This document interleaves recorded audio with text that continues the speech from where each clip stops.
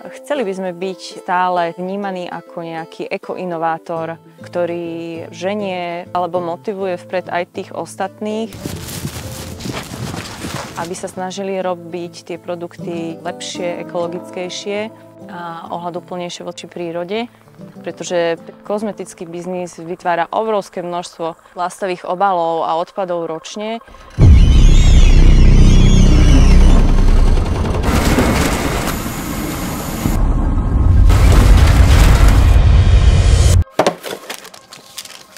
Toto všetko sa dá nahradiť obalmi, ktoré sú plne kompostovateľné.